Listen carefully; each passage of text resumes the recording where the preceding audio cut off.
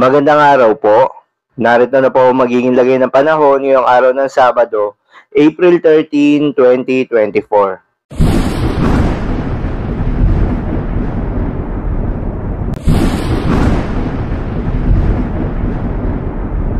Sa kasalukuyan na tayong sa pag-asa, easterlies pa rin o yung mainit na hangin galing sa karagatang Pasipiko ang patuloy na umiiral sa buong bansa.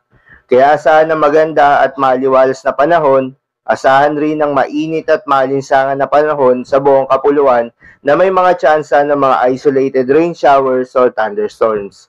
Magandang balita naman dahil ayon sa pag-asa ay wala namang binabantayan na low pressure area o anumang sama ng panahon na mabobuo at magiging bagyo na maaaring makaapekto sa ating bansa hanggang sa mga susunod na araw.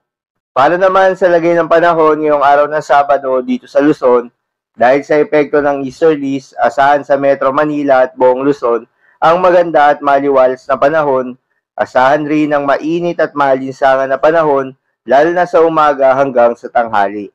Ngunit pagsapit naman ng hapon at gabi, posible ang mga tsansa ng mga pagulan o pagkidlat pagkulog.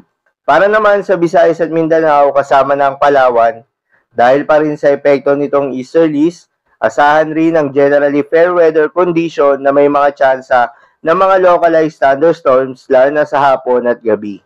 Itong localized thunderstorms ay tumatagal lamang ng 10 minuto kung panandalian lamang.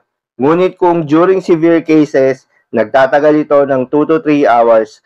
Kaya naman posible ang mga pagbaha o pagguho ng lupa during severe thunderstorms. Para naman sa lagay ng mga dagat baybayin, ayon sa pag-asa ay wala namang nakataas na gale warning sa anumang seaboards ng ating bansa.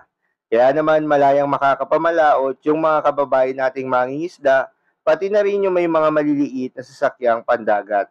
Iba yung pag-iingat pa rin sa mga kababayan nating maglalayag dahil kung meron tayong offshore thunderstorms activity, ito yung mga pag-ulan sa ating mga dagat baybayin, asahan natin ang posibleng paglakas ng hangin at kaakibat nito ang posibleng pagtaas ng mga alon. So, yun lamang po para sa lagay ng panahon ngayong araw ng Sabado.